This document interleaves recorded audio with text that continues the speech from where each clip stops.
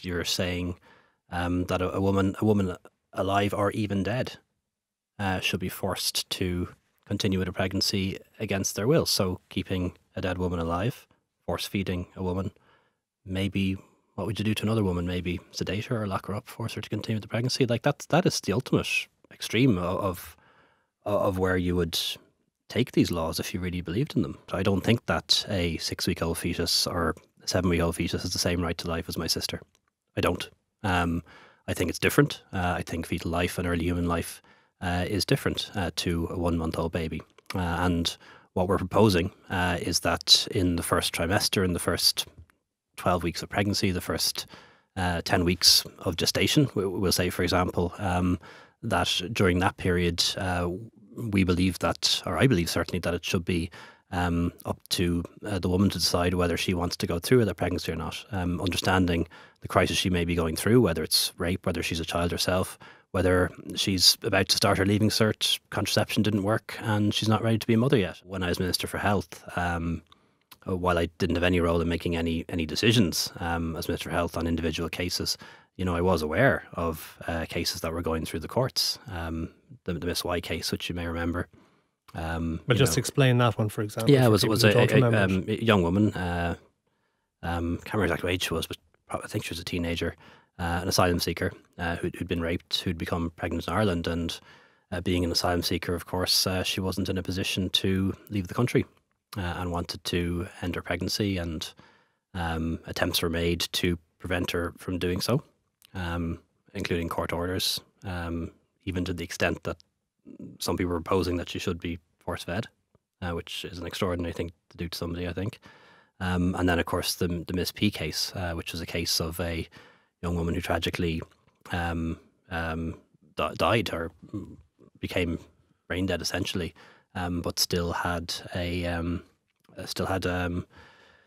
was still pregnant and was kept on life support. Kept on life support. Yeah, while that case was adjudicated finally in the courts, and I remember well because it was a day or two before Christmas, and remember that whole week, just receiving updates on this, and eventually I think the courts made the right decision in that case, allowing life support to be turned off. But it was horrific, and that is what the Eighth Amendment has done. You're one of the few politicians who's actually a trained doctor. You did your medical degree and the rest of it. But given your expertise in that area, when do you believe human life begins? Yeah, that's I suppose a difficult question to answer. But I think Peter Boylan, former master of the Rotunda, probably described it very well. Is a fetal life or potential human life begins with conception, before you can use the morning after pill, for example. But that those early couple of weeks aren't the same. About 50% of pregnancies miscarry, sadly, in the first 4 weeks. Another 25% after that. So, whether it's God or Mother Nature, it is a simple fact that in those early weeks of formative human life, of fetal life, it's not the same as when you get to the point of viability. And I would be very much of the view that there is a change at viability, that you reach a point where a baby in the womb, fetus, whatever term you prefer to use, when you reach the point of viability and that baby can survive outside of the womb, it is fundamentally different to the day or two after conception, when we already allow things like the morning after pill, for example. Abortion in Ireland is already a reality. We already have 9 women every day travelling to Britain and other places to end their pregnancies. We increasingly have women importing abortion pills in over the internet without any medical supervision, without any advice, without any discussion about alternatives. And when the Eighth Amendment was put into our Constitution back in 1983, I don't think people envisaged that.